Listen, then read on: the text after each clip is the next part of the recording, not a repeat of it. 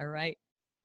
Hello, everybody. I'm taking my glasses off. Welcome to Finding Brave. What a series of episodes I've had. My head, I say this constantly, but my head is absolutely exploding with my guests. I mean, what?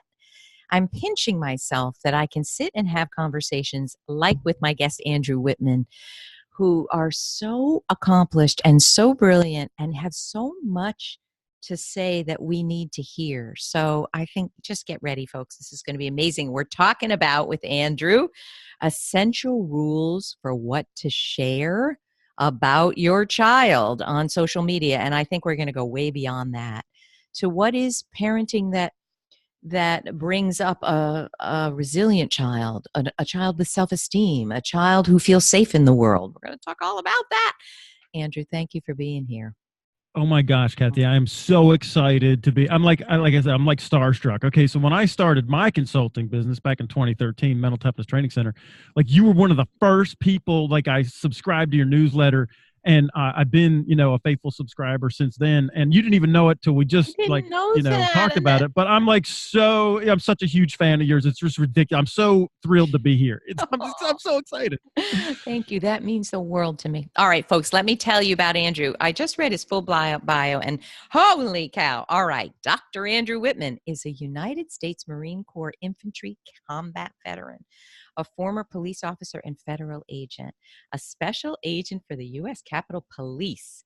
Whitman led the security detail for Nancy Pelosi and has personally protected, can we just do a podcast on this? Hillary Clinton, Tom DeLay, I don't know Tom. Oh, Trent Lott, King Abdullah of Jordan, Benjamin Netanyahu of Israel, Sir Elton John, as well as Fortune 20 CEOs. Oh my gosh.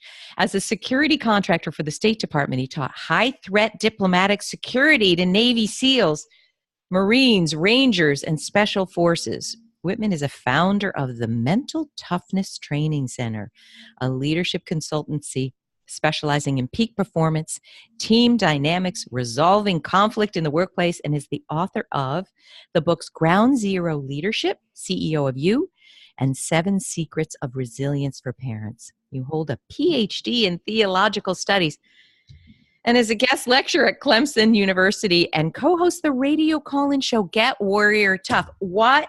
This is like seven careers in one, Andrew. Yeah, pretty much. So, and like this is like, listen, my wife has had many panic attacks over this because the second I get comfortable or I get bored with doing, I feel comfortable, like I quit a job and move on to something else. I quit what I'm doing. Field training? Yeah. So it's all been exciting though. I got to tell you, buckle up, man. I'm an adrenaline junkie. Can you tell? I think you would have to be. Can you, just because this is probably the most interesting bio I've ever read. Might be.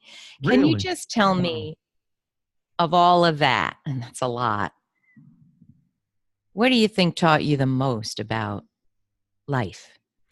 Yeah, this is a difficult one because my obsession with mental toughness, it started in the Marine Corps. So what people don't know in that bio is that I was the fat kid in high school and I got bullied and I wasn't allowed to fight back, right? So I was 5'3", 185 pounds, and my nickname was Beach Ball. So I didn't want to go through life in fear and anxiety, so I knew I needed what the Marine Corps had. So it was like such a, shift in mindset. And so that was the beginning of it. But the Marine Corps did really great at getting my body under control. But what I found out is after I got married and stuff and started having kids that getting your body under control is the first level of mental toughness. Getting your emotions under control is something completely different. And so that's been my obsession. And I've learned, I'll tell you what, you cannot freak out in traffic when you're driving Nancy Pelosi around, right? And you're in the front, you're the agent in charge. You can't be yelling at somebody that cut you off, right? So you just be like, and so that really taught me the beginning of how to get my emotions under control. Can I just ask you this? Because, I'm a former therapist. All right, how do I put this?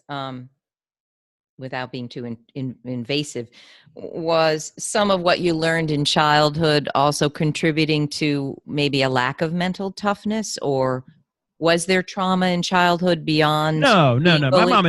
My mom and dad were missionaries, so we were brought up in a really, turn the other cheek, and and they're great people, but we just weren't allowed to fight back. We were pacifists, man. They freaked out when I joined the Marine Corps. I was, I'm 5 out of 6 kids, and I was supposed to go in the ministry. right? So, and When I you joined the said Marine that you Corps. went to the Marines, I thought, oh gosh, that I don't know. I got the feeling that must have been really hard. But you Yeah, needed it. It was what you needed on this journny, right? absolutely. I, you know what? I was saying this. I do my we do our Desert Storm reunion every year, and it's been like 30 years or whatever. We were up at the Marine Corps Museum a year ago, and someone said, "Thank you for your service." I said, "Hey, listen, I got way more out of it than I put into it. Than I put in. I got way more out of it." And my commanding officer was standing there. He's like, "Yeah, I know, Whit, because I was there." I was like, "Come on, Skipper, come on, like, give me a break." I am crying because, I know you hear it all the time, but thank you for everything you've done for us. Oh It's no, you know what? And beautiful. it was all for selfish reasons. I'll tell you, and that's what people say. Thank you for your service. Like, listen, I did all this stuff. It's great that the country got some, use out of me, but I joined the Marine Corps so I could get my own life in order, right? And I did all those other things because I liked doing them. If I didn't like doing them, we all do stuff for selfish reasons, right? I mean, and but Wow. yeah, it was a great career, great I time. have to just say, you're about the 10th person in a row that makes me feel very humbled, kind of like, what the hell am I doing with my time? That's how I feel, honestly. But I'm not asking for, But that's not true, because like I just told you just now that you've been an influence in my own journey, going into this coaching, because coaching is a big piece of what I do as well. Following you, when I started, so you kind of like were a trailblazer for me. So you shouldn't feel like because you're doing great stuff. Thank you. Thank you. I so appreciate it. All right, let's get into. Tell me why you wrote this book. What this is about. Let's get the title right. 7 Secrets of Resilience for Parents. And then how that morphed into, parents, look at what you're doing every day that negatively impacts your kids. What made you go that direction where you could teach 1,000 things, I think, right now? Yeah. Really, the book isn't about parenting at all. It's about mental toughness. It's about resilience, right? It's not even about raising your kids. It's about you navigating the stress of parenthood, which is the subtitle, right? So that's really the subtitle. Because listen, kids are resilient. We all know that. But what happened to us when we grew up, right? We're a train wreck. We're a dumpster fire by the time we become adults. We all we all intrinsically have resilience, but we lose it along the way somewhere. So when I was teaching my corporate stuff, right, I'm teaching this, mental toughness to corporate, people would come up to me after the audience, and they're buying the Ground Zero leadership book. They're like, "Oh, this would help me so much at home. Could you write a book about, how to apply this, with my kids and in my family?" And I was like, it's a market driven thing, So, and I did want to wait until like my 2 oldest boys are in the Citadel. One's 21, the other one's 18, and my little girl, she's 15. I wanted to wait until we had, a track record. I didn't want to be like, yeah, and all 3 of them are just phenomenal. I mean, I gotta tell you, Kathy, my greatest joy ever is just to sit back and watch them when they don't know I'm watching them. Oh, isn't that to have children who grow to be people that you learn from, and you're pinching yourself that they're in your life? Yeah. What a blessing, God. So, I mean, huge. Can't say that enough. It's huge. It's such a gift to us. I spent a few years as a marriage and family therapist, and I have to say that training and experience, there are no words. Like, it turned me inside and out, and everything I thought about myself, about everything, got exploded. And I think that's why I might be a very effective coach where other people's coaching falls short, maybe sometimes. Yeah. What made you know the stuff that you're teaching here about? How did you look at your own parenting and other people's parenting and come up with a framework? Well, what's not in my bio, and I'll just share, is that I do have a Ph.D. in theology. I actually pastored a church for 5 years. So all that therapy that you're talking about in family and marriage, I did it as a pastor. So so you can see all that kind of stuff. Like, our tracks are very similar, you and I. When did the pastoring happen? How the heck old are you? I'm 52, right? I'm 52. So this is possible. All this amazingness. Well, what had happened was, Nancy kind of suggested that I should run for Congress. So I moved back to South Carolina in 2004, ran for Congress and lost. And then the natural progression, of course, is because of my, background as a minister, I'm an ordained minister, was to just kind of roll. And there was a groundswell, if you will, to pastor a church. So I pastored a church for 5 years until like the economy went in the tank in 2008, 2009, and people lost their jobs. And, I just couldn't, it was hard for me to say, give to the church so I could take a paycheck when you can't even buy groceries. So I stopped taking a paycheck. My wife started waiting tables. I started working a security job at midnight. We did that for like a year. And then my wife said, how long are we going to do this? And I'm like, well, I can fix it, but I got to go away. So once she said, okay, and green lighted me, then I was on the track with the State Department, and off I was to Afghanistan within a few weeks. Oh, wow. For my first of 4 deployments to Afghanistan. And I have to, kudos to your wife. I don't know that a lot of wives would do that. Well, she's a Marine Corps wife. When we got married, I Desert Storm, Republic of Panama, Oh, she kind of knew she what the drill grew was. Up in it. Yeah, she's tougher than me. Listen, she's my mental toughness coach. Like, don't be fooled that she's 5'3" and 105 pounds soaking wet, man. She's way tougher than me. Oh my gosh, I love it. All right, let's get into this. And listen, if you want to take this in another direction, and we're not just talking about social media, we're going to go wherever we go. The Spirit moves us. Yes. But what are you seeing? I'm so glad to have a mouthpiece for this. What are you seeing parents doing that is irrevocably damaging right now? What are you seeing? What? We don't have time for all that, but I'm going to say with the social media piece. Okay. So listen, I know we're all proud of our kids and stuff, but our default mode should be everything is private until we vet it and decide that we should put it out there. Because once it's out there, Kathy, it's out there. It's never coming back. You can't get it back. You can't put the horse back in the barn. You can't put the bullet back in the gun. Once you share something on social media, it's out there. So I'm very aware of what I put in social media. Especially with my kids. I'm a selfish parent. I want to save all those moments for me, and then some for grandma and grandpa, but it ain't for the whole world. Get your own kids. But don't you feel? Let's just get to the heart of it. And you did in our interview that's going a little viral there on Forbes. It's funny how 2 posts I've done on parenting really are flying, and I think it's because leaders who read my Forbes stuff are parents. Right. Not everyone, a lot of people are parents.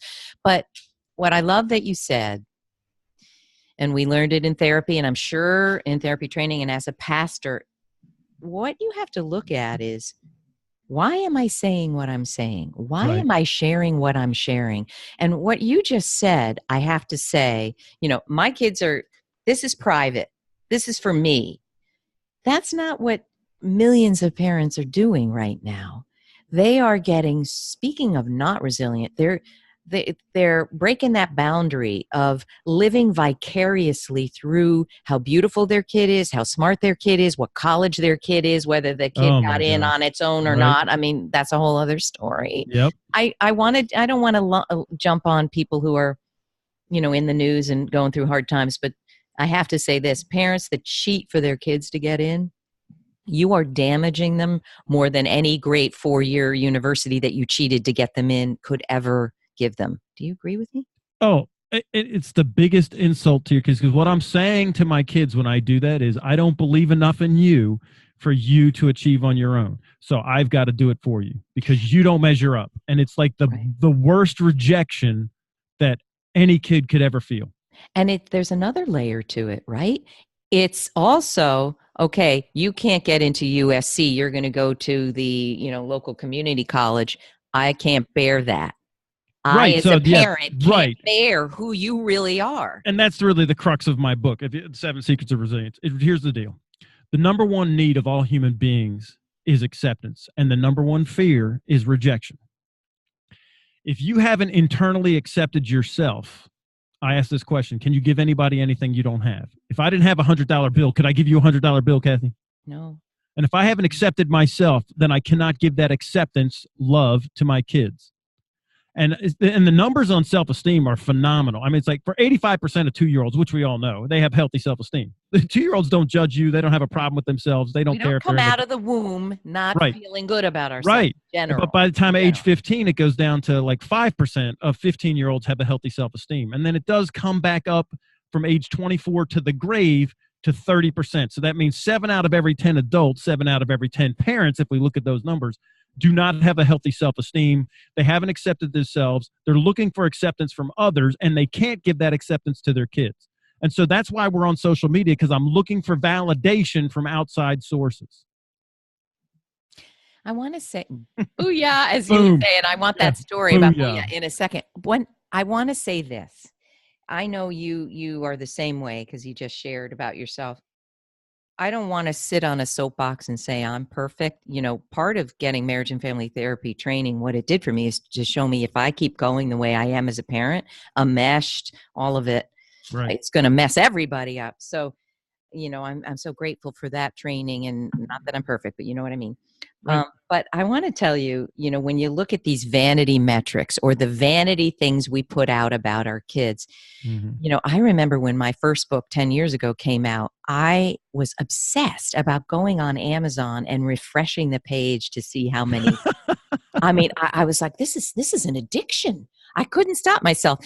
And, you know, I look at having Yeah. 900,000 followers on LinkedIn, and yeah, I toss that number around because it says something. But I think that it's a rare individual who who is on social media and doesn't look at how many likes their new headshot got, or how many, you know what I mean? Like even my kids on Instagram, well, one kid in particular, if she puts up a picture and there aren't as many likes, she'll go, wow, people didn't really like that. So how do we balance the fact that social media encourages that addiction? I mean, if we didn't care about who liked us on social media, there would be no social media. Well, and what it is, what social media did was just tap into this thing that's called, the approval addiction, right? And that's what, because we get humans, when you haven't accepted yourself, you get addicted to the approval of others. And this, I was just in Greece last week, and I was For fun? saying no, I was doing a CEO Clubs International forum. It was their 10th Half anniversary. Greek. I love it. So I was there, and we were talking. I was doing a one-day seminar with like 30 of the top CEOs in Athens. And so we're talking back and forth, and I'm mental. It's mental toughness. It's not massage therapy. Okay. So, and they're like, and so they said, do you not care that people, if people get mad at you? I said, listen, I like it better when people like me. I really do. But if not, I'm getting on a plane on Friday. Right. So, and here's the deal. If my kids and my wife, I'm good with them, I really don't care if anybody else approves of me or they accept me, because the social media is a whipsaw. If you get likes, you feel good, and so you're on the up roller coaster. And then if you get, you don't, or there's like, listen, I have haters. We all have haters. I'm sure you do too, Kathy. I know that sounds crazy, but we do. And then I get upset because someone made nasty comments about me on social media. Well, if I don't need your approval, then I also don't get upset when you reject me. That's a Buddhist philosophy. What is the term? Don't attach to the goodwill of others, or the good opinion, not the goodwill, the good opinion of others. Yeah. Because when you do that, then you're attaching to the negative too. You're attaching to all of it. You get it all, right? So, and I think that's really a problem in our society, is that we're on this emotional roller coaster of approval addiction. And this is what we know in neuroscience, that rejection is registered by the brain as physical pain. So when every time someone says something, you feel that rejection, there's physical pain. So it's like the hot stove thing, right? When you touch the hot stove and then you did touch now you'll never touch the hot stove again. So you draw back whenever you feel like you're about to touch the hot stove. So whenever you feel like you're about to get rejected, if you haven't accepted yourself, you will draw back and become defensive in your posture. And that's why conflicts happen. Isn't that also a kind of a neurobiological construct as well, that first of all, we have a negativity bias in our brains, and that was, there's a lion, but now we're looking at, oh, you look ugly, on Facebook as the lion. Like our primal brain is still very active, isn't it? Right. And you literally train it, right? Like you have to, or death. Right? Yes. And you have to retrain your brain. And so what do you feed on? Like, what shows are you watching? What are your friends? What are they saying? What radio like, if you're feeding on your stuff, it's fantastic. But if you're feeding on like mainstream media and talk radio and TV shows where it's just drama and we hate each other and it's violence, if you feed on that, you subconsciously begin to pick up all those beliefs, and then you act on them. It becomes a medical self-fulfilling prophecy. So I always ask people, well, what is it you're feeding on? If you're living vicariously through your kids and you're cheating to get them into college, like, why did you even think of that? Gosh, like, and what made you think that it was okay? And, it just, that's what's very scary to me. I think that in some ways, I don't know why this is, but our integrity, our transparency, our honesty, it's all gone. Why did someone think to do that? Because I think the moral compass is a little off. What do you think? Oh, absolutely. And that's, again, that this is a huge thing. And this is what's driving the suicide rates, not just amongst teenagers, veterans, across the board. Suicide rates are going through the roof. And it's very troubling to me. But here's what it is, because we don't have a purpose. And that's why our moral compass is off, because we don't have a purpose. And if our purpose is just to look good, and that's the worst part of social media, is that we're all running a reality television show, and we're playing a role, and we're not playing ourselves. We're playing what we want to put out. So it's all about crafting our brand and our reputation and right. So, but we don't have a purpose. If you had a purpose and you're focused on your purpose, you don't care whether you look good or not. You care about accomplishing your purpose. You're right. You're 100% right. I'm so interested. We're going to talk about a little more about, the rules for what should I share, even verbally, about my kids, or there's this wonderful book, The Four Agreements by Don Miguel Ruiz. And it's about spiritual agreements with yourself about how to live a full, healthy, happy life. But the first one is be impeccable with your word. And he's looking at the root of impeccable, not to sin against yourself or others with your word. I mean, if you just even listen in a coffee shop or on the train to how people talk about either themselves or their bosses or their colleagues, it's kind of poison. Little bit. Not kind of, it is. I mean, and that's what I do as a coach, right? Is I can listen to somebody literally now. I've been doing this long enough. Within 30 seconds, I'll know exactly what your mindset is based on the language that you use, but your self-talk. And it's like a GPS pinging, bing, bing, bing. I'm over here, right? And this is where it is poison.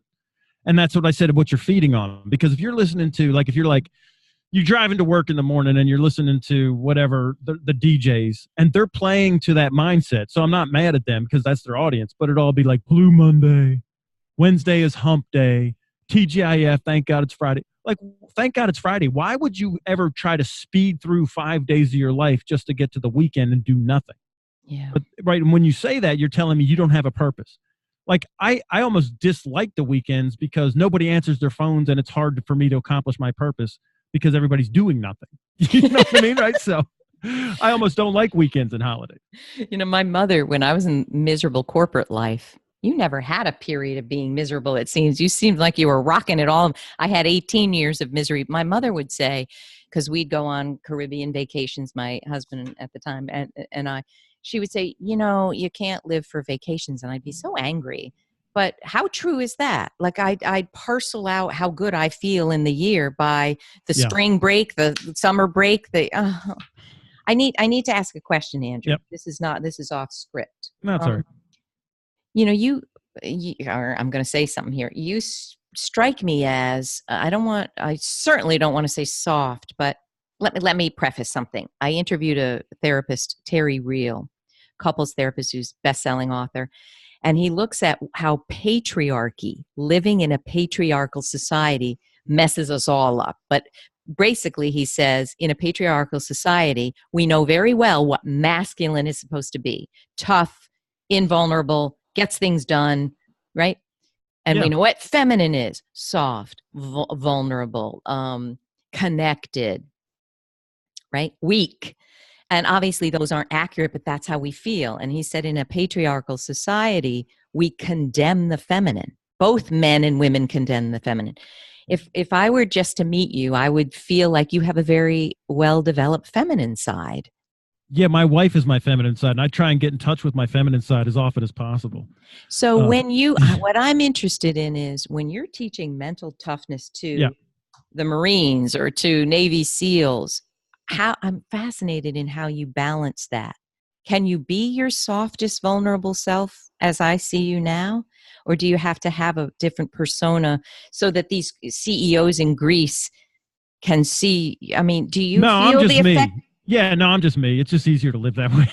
But do you know what I mean when I know exactly, and that's what they said in society? Greece. They actually said that in Greece, that they were all shocked that because of my bio, and then I'm an American, that I came over there and was, I don't know, say soft, but that I was like funny and kind of a goofball and not a tough Accessible, guy. Yeah, all that. And not vulnerable. I'm intimidating. not. Right. But this is because I've accepted myself. And this is the reason that I have to be tough and disconnected. It's because you haven't accepted yourself and you're looking for validation. So I'm going to act like how I think people want me to act. Right. Because because I'm looking for their validation. I always try to like think of like General MacArthur. Like I imagine, like, can you imagine General MacArthur in World War II walking down a line of troops and he just stops and slaps one private on the back and says, "Good job, you're doing great." Like, how would that guy feel, right? He's validating that guy. Does General MacArthur care if the privates like him or not? Does he care if his generals even like him or not? He didn't even care if Harry Truman liked him or not, right? So I'm going to be the validator and not looking for validation. And especially so as a parent, I'm always going to validate my kids. They're safe with me. You can be you here. I'm not going to put up with bad behavior, but you are 100% safe. There's no performance stipulation on my love. See, that's and I want people to walk away with a lot of practical tips. What you just said, I think, is the essence. I studied narcissism and emotional manipulation and what that does to kids. And you just said it. If I put a measuring stick on what you have to do for me to love you and accept you, you're going to screw up your kids big time forever unless they get therapy and a lot of help. But what you just said is what parents think they're communicating. Like they say, "I love you," but they withhold the love when lots of different things happen. When you're challenging me, like narcissists tend not to be challengeable. So if a kid, I kind of went through this when, I don't really agree, holy cow, the love gets withheld. Right. No, So, how we're going to give people tips on how to do this. Do you get this question? A lot of people say to me, "I don't understand this unconditional love thing. That my kids are going to be running around like crazy banshees if I do that." They mistake discipline or boundaries or guidelines. They mistake. I'm not saying have no boundaries. No, the opposite. Listen, I've got very clear boundaries, and if you love them, you will give them clear boundaries. Like, I use the example, right? All the other kids' moms and dads are letting them play in the street. You don't love me because you're not letting me play in the street. Well, I do love you, and you're playing in the backyard, not in the street. Hate me on the back end when you didn't get run over by a car. This is simple. We already know this stuff, and it just and here's really what happens. And this is the practical tip. I call this being CEO of you, right? Being the CEO of you means that your job is to get your board of directors to act in concert for your betterment. And we all know our board of directors as our body, mind, and emotions. And I ask this question: when you have a boardroom meeting with yourself, who usually wins the vote, body, mind, or emotions? Emotions, right? Right. And how's that working out? That's a train wreck. Not too good, right? So who should be running the boardroom is the mind. So then I begin to teach thinking the same way that we teach somebody how to swing a golf club or drive a car. Tell me, give me a lesson here. If someone says, "How do I get in control of my emotions?" Yeah. And how do I accept myself? Tell us. Yes. So what I want the mind to be running the boardroom. So here's the 4 levels of thinking that every human on any day, this is where either on autopilot, just like when you're driving the car home from work, you don't even remember getting off in your exit or stopping at the stoplight. You're just the body is driving the car, autopilot. Then there's the negative thinker, which says, if I cross the street, I know 100 people across the street, but I'll be the one person. If I set foot in the street, I'll get run over, right? The emotions are running the board. Then there's the positive thinker, which, listen, I hate positive thinking because the positive thinker says, listen, I can lay down in the highway. Cars will swerve around me or they'll stop. Nothing will ever happen to me. I could literally lay down in the interstate. Well, that's crazy, but that's also the emotions running the boardroom. So when we want the mind to run the boardroom, we have to be a critical thinker.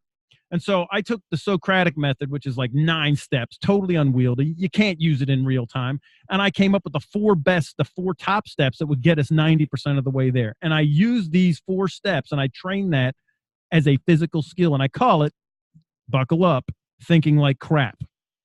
CRAP, so that you won't forget it. Yeah. Okay. The C is clarity. The R is relevance. The A is accuracy. And the P is precision. Now, the critical thinker, if you want the mind running the boardroom, this is great for parents and great for, and I put this in the article, I think in our interview, right? I think you put it in. But the first thing that I need to do is clearly define what's my target. What is it that I'm trying to accomplish here? What is it that I'm going for? Not what I don't want, but what do I do want? What do I want to happen? That's the very first thing of getting your mind to run the boardroom. Can I stop you there for a minute? Yeah, let me take a breath. Let me take a sip. I think that what's happened, and it goes back to your corollary of I don't accept myself. If parents were really, and everyone, leaders, were really honest with themselves, what do I really want? If they're really honest, it isn't healthy, well-functioning kids. It's kids that are going to make me look good. Shame. But Do you're you absolutely, think? Do you think? Their behavior belays that, right? I mean, I think they're really not stopping and saying, I want healthy, functioning kids who, like I have one friend whose son is a tattoo artist, and she rolls her eyes every time she says it. She's so disdainful. Wow. And here's the acceptance problem, right? So, and this is really what's wrong with our society, is that we're running around judging other people. And listen, and when someone judges somebody else or rolls their, like those kind of things that you just said, they're disdainful, they roll their eyes, they're shameful about listen, what you do for a living is not who you are. Okay. And if you attach that, then that tells me that that's an external label that you're putting on yourself. You haven't accepted yourself, and you've got serious self-esteem issues if you're judging somebody else for what they do. Can I make a caveat? Sure. I always ask people, what do you do? And a lot of people don't like that because they don't actually like what they do. But because I'm a career coach, I do think that what you do with your time, and often how you negotiate your value for money, is very telling about who you are. It may not be where you want to end up. Like, I'm a tattoo artist and don't want to be a tattoo artist. But I do think that what people commit to spending their time doing for a living is very telling. Do you not? Yeah, I see what you're saying, but I coach all my clients to come up with an identity statement, an internal identity of who you are, no matter what role you're playing. Because people will be like, well, I'm a cop. Well, you know what? 80% of cops die within 3 years of retirement. Why? Because all that free Waffle House food we're eating? No, because we lost the badge and the gun, and that was our identity. Right? Football coaches, senators. What % die after 3 years? It's about 80%. Either have a heart attack or die within 3 years of retirement. Every law enforcement officer knows it. We're very familiar with the stats. That's why a lot of them, after they retire, they immediately get another job in security or, the sheriff's office or somewhere else doing the same thing. Wow. Because that's our identity, is the badge and the gun. It's like people say, well, I'm a Navy SEAL, or I'm the EVP of whatever. But yeah, who are you when you're not that? Or even when people say I'm a mom or I'm a dad, I kind of cringe, because when the kids are out of the house, now what? Now there's going to be a tough transition period. So like for me, my identity statement is I'm a man of excellence who always keeps his word. So no matter whether I'm a dad, the CEO of my company, I'm coaching Little League, I'm a parent in the sideline watching my kids play, I'm a man of excellence who always keeps his word. That's who I am. It will never run out till I get to the grave. I love it. I get it. All right, I cut you off. Where were we? No, it's all right. Oh, we were the idea. Like Thinking like crap. Go ahead. Yeah, so then the R is relevance, right? So what's the target? So I teach this as a golf swing, right? For the golfer, the target is the hole. Then I ask, are the sand traps and the water obstacles relevant? And people will be like, oh, yeah, well, no, because if you say don't hit it in the water, where's the ball going? Right there. Gabloosh, right? Because that's what neuroscience. So if you say don't, and then anything after the don't becomes the new target. So give me a practical thing for parents about how to think of relevance. Oh, this is great. So my oldest is a rule follower, and my youngest son, he's the middle child. He doesn't really care about consequences that much. So if the oldest comes in 5 minutes late, which would from his curfew, that would just be unheard of. This is back when they were in high school. If he came in late, I wouldn't even say anything about it, because I know he's got a legit reason. He's such a rule follower that he's probably, he's doing mea culpas. I'm sorry, I'm 5 minutes late. I'm like, hey man, don't sweat. It's all good. The other one will be 15 minutes late just to push the boundary, on a regular, to be like, well, it's just 15 minutes. I'm like, dude, where were you? He's like, and here's not relevant. Dude, you came in late last night, right? Well, you never say anything to Drew when he comes in late. Right. That's not relevant. We're talking about you. Relevant to him. He's like, why are you coming down on me? Right. It's not relevant to him. Has right? nothing to do with the situation at hand. Right. And this happens all the time. And so you're at the family dinner table, somebody, and you're, trying to get a vacation planned, and then we're arguing over who ate the last bowl of cereal, not relevant to what we're trying to accomplish here, right? Or get the chores done, or, any Is of these that similar to, my dad used to say, let's not talk about the past. Is that similar to we're trying to plan a vacation and someone's going on the cheap and someone wants to go excursion, and so the wife says, you are always overspending. That's the next thing, which is accuracy, which is what's the difference between fact and truth. Oh, wow. See, facts and truth are two different things. When she says always, that's a truth. That is not a fact. That's her perception. Right. Nothing is ever always or never. Right. Right. So I always, like when I was in law enforcement, what got entered into evidence was facts, but the witnesses swore to tell the truth. And we know that facts and evidence is way more reliable than witnesses. Right. So there's a huge difference between facts and truth. Right. So when people, as a parent, I moved things from truth to the fact column. Like, they'll come home and they're crying, like, what's wrong? Nothing. Well, that's a truth. So what's the facts of nothing, right? Well, everything, any of these things are truths. So I want to take those truths, so-and-so's being a jerk to me. Well, that's a truth. Tell me the facts of the behavior that caused you to come to that conclusion. Wow, this is great. So helpful. Right. So, and then now I'm taking the emotion out of it. So the truth is the emotion of whatever my perception is. When I say the facts, this is great for parents too, because you'd be like, stop disrespecting me. Well, that's a truth. What are the facts of the behavior that caused you to say they're disrespecting? Well, they put their hand on their hip and they rolled their eyes. Okay. Could that be taken any other way than disrespect? Right. Maybe they're an introvert and they can't think of an answer right at that moment. Right. See, exactly. In therapy training, we learned every behavior makes sense when you understand the context. I feel like that's a little but what you're getting at. Yeah, I'm going to give people the free pass. Listen, I like people not judging me. Right? I like it when people don't judge me and I have my truth and my opinion. I'm going to allow others the same thing. Have you ever said anything you wish you didn't say, or is it just me, Kat? How about like every other day? What are you saying? Right. So I'm always going to give somebody the free pass because I like it when they're gracious with me. So I want to be gracious with other people. Right. Same with my kids. I didn't like it when my dad was not gracious with me. So I remember that, and so I'm going to be gracious with my kids. And what I'm also getting at by the context thing is we might be looking at a behavior going, that is just not acceptable. But if we understood the full context of where that was coming from, we would have a different knee-jerk reaction. 100%. Right?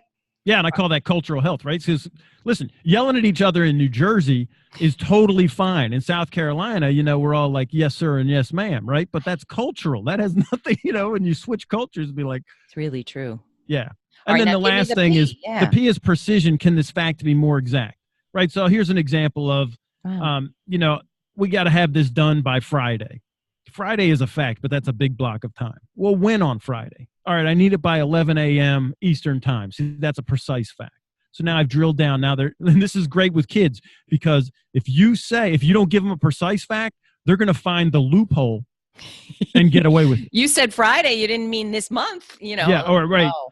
I'll get it to you in a few. Here's another one. Oh, yeah, Dad, I'll get that done in a few. A few what? Right. Years? Like decades? What are we talking about here? Like exactly when are you going to get your room clean? Like give me a date and time, and I want the time zone too, so that I pin this down and we all agree to it. Right. So when you do all that, it takes all that, the shenanigans that you don't want. Because listen, I like shenanigans. I like goofing off with my kids. Right. But they're not the ones, not the bad shenanigans. No, not the bad ones. Yeah. That's truth, not fact. All right. Now, let me ask you one thing. The heart of this is acceptance, accepting of them, accepting of other human spirits. This is probably your pastoral work that really informs this. But if parents are listening and if they're really honest with themselves, they might say the piece I can't get to is really accepting myself. And, I call it perfectionistic over-functioning, doing more than is appropriate, necessary, and healthy and trying to get an A+ in all of it. Why? Because you're driven by a fear that you're not good enough. That's why period. Boom. Otherwise, you're not a perfectionist, and otherwise you're not overdoing. And in a couple, if you're over-functioning, then one of them has to under-function. You can't have two over-functioners. No, you're not in the same space. Right. So how give parents, everyone, a tip, even your leaders. How do you accept yourself? How'd you learn how to do that? Give us some tips. This is what I do. I go, this is the homework I give them. I gave it to them in Greece too. I said, I won't be back to find out for a while, because I'm not coming back till next July. So you guys have some time, but go home and look in the mirror and just love you, accept yourself, flaws and all. Because this is what we do when we look in the mirror, Kathy, is we look at all the stuff we don't like. Right.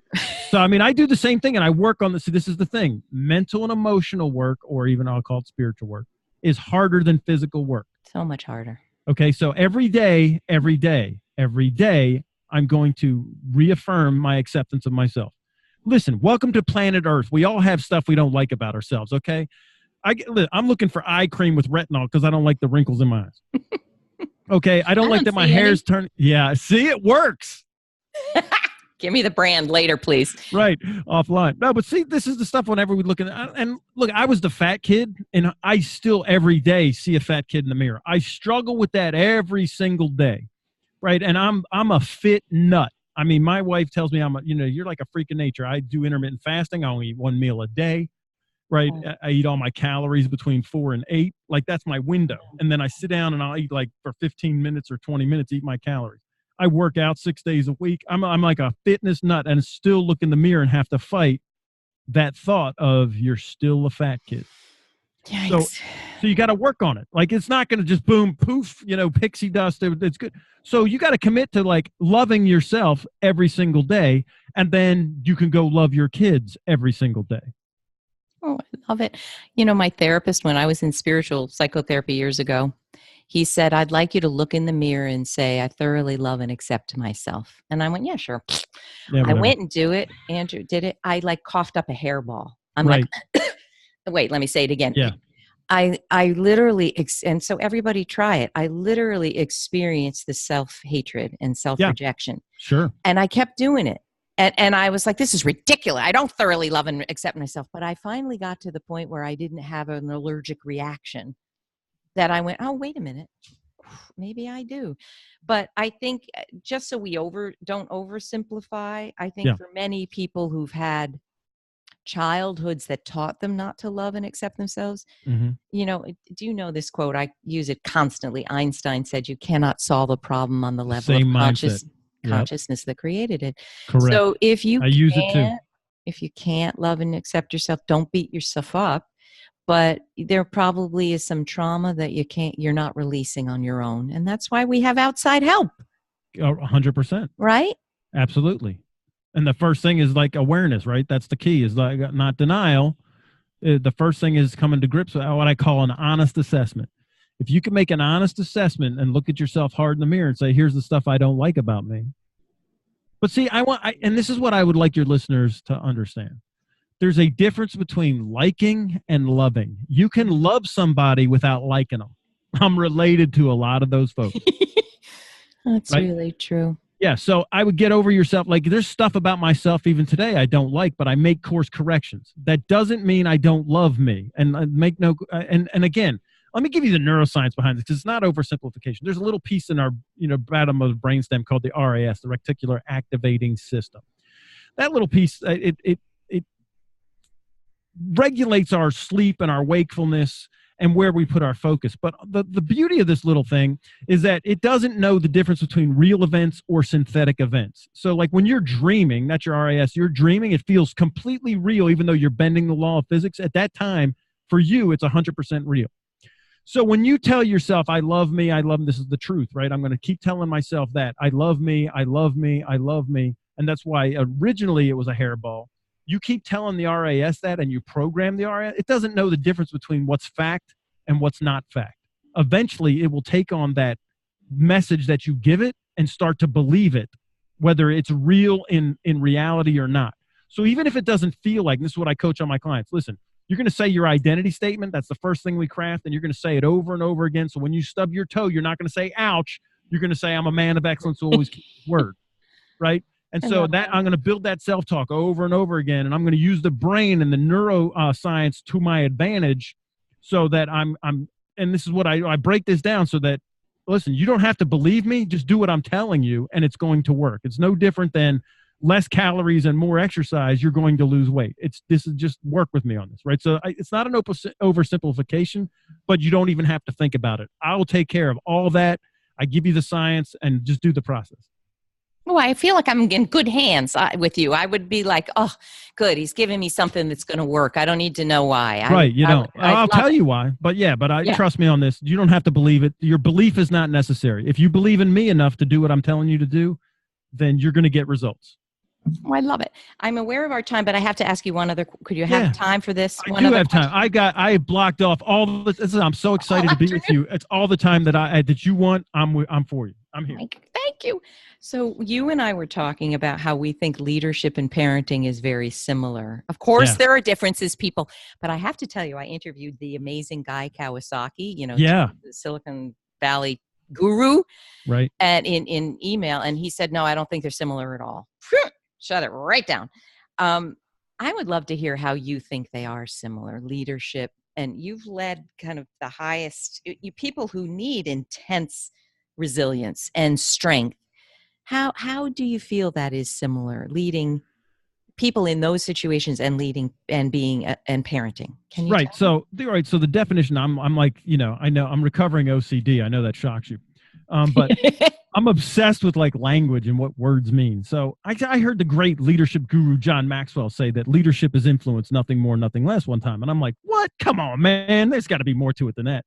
So I started like studying the root of the word and everything. It comes out of the Old English. It derives from the word craftsmanship, which is means this: skill like a blacksmith or a carpenter in influencing direction, course of action, attitudes, and opinions. So let me say it again. It is skill like a blacksmith, a craftsman in influencing direction, course of action, attitudes, and opinions. Now, if that's the definition of leadership, that's a fact, that's the definition. I would defy anybody, I don't care who you are, right, to say that parenting is not skill in influencing direction, course of action, attitudes, and opinions of your there kids. You go. Boom. So there you go. It's the exact same thing. I mean, it's 100% the same thing. And that's factual. Yeah. And, if we wanted to dimensionalize it more, if I'm a great leader, I have a vision, which is your identity statement. I have a vision for where I'm going, a vision where we're going. Sure. Number 2, I want you to be the best you can be and leverage everything you are towards that vision. Number 3, I believe in you like I believe in me. And you're going to see that more than you're going to see me not believing in you. Right. I'm going to look with precision at what I'm saying, and I'm going to look at it's the same damn thing. Right. So now management is completely different. Now, if he was thinking leadership and management, because management is I run the trains on time, right? I'm not influencing anything. I'm not asking anybody their opinion. I don't care what their attitude is. The train is running on. Like, did you imagine the conductor going to ask like the passengers, what do you think about the schedule? Should we work with it? This is what parents do with like a 2-year-old. Like when they're young, they're your management, okay? Until they're in middle school and they can begin to think critically, you can't be trying to influence them and logically explain stuff to a 4-year-old. Right. Okay, just manage the schedule. And when they become like 12 years old and around that time, and their brains begin to develop enough to have those, cognitive, critical, executive functioning skills, then you can begin leadership. So in that respect, I guess when they're little, it's management. Although I'm going to say, I do think that we force management and leadership a little too far apart. I'm going to get bleeped out. You're a shitty manager if you're not leading in any way. Oh, I'm 100% right. With you. I mean, right. Oh no, you're right. Ridiculous. Yeah, no, you're right. To separate them too far, I think. Yes, I concur. I love. Can I say concur? That's a good word. That's a good word. Now tell us the Booyah story. Then I'm going to let you go. But you have to tell us where we can learn more about everything you're doing. Sure. Get your books and all of it.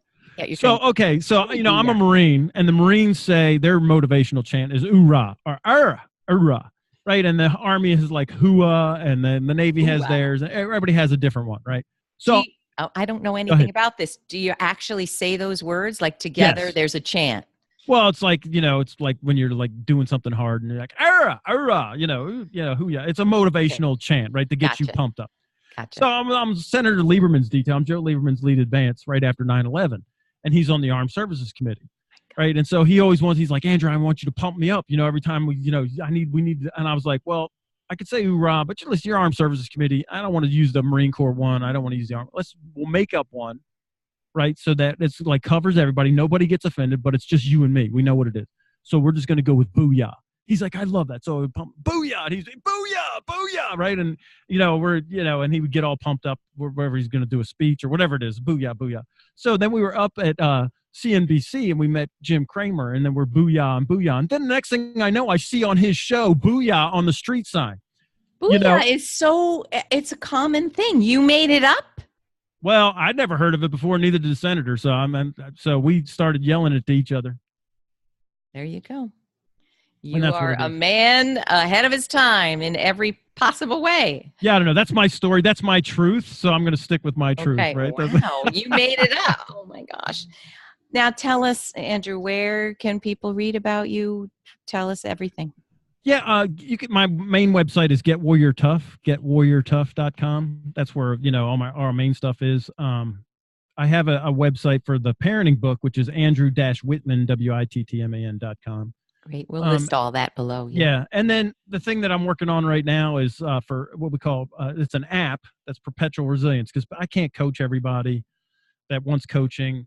And what I did is I took like a resilience workout of the day. So you just get a little tool. Oh. It's called innerarmor.us, right? So innerarmor.us is the resilience app. Now there's one there for I'm developing it for the Marine Corps, for the entire Marine Corps right now. I have one up there for veterans and for law enforcement. There's also a version for individuals, and that's called My Inner Armor. So if you just want to be a better parent, a better leader, a better person, you want to deal with stress better, there's like a 3-minute video, a couple critical thinking questions, and then like within 8 minutes, a day, maybe 3 days a week, and you can work on reprogramming how you respond. I'm getting choked up. I cannot even hear your words, just because I know this sounds like I'm blowing smoke. I don't mean to, but we so need your messages, and we so need them in the packaging that you are. Do you know what I mean when I say that? Kinda. I mean, it's like, don't shoot the messenger, right? So I'm like that kind of thing. Like, what I mean is, you're clearly an embodiment of mental resilience and strength. Yet there's a vulnerability and an accessibility that I'm guessing is not seen enough in some of the circles that you work with. Would you agree with that? Yes. I'm kind of a freak of nature. Freak of nature. Yeah, that's what my wife calls it. But yeah. I mean, in the most beautiful way. And you are a model of that blending of the masculine and feminine that we so need. Well, you're so sweet. I appreciate that. And I work on it. I mean, I didn't used to be this way. Really, my wife was the one that helped me. I was 24 years old. We were brand new, we weds, and I was a sergeant in the Marine Corps infantry, and I would come home talking to her like I was, talking to my Marines. And she said, listen, I'm not one of your Marines. You're not going to talk to me like that.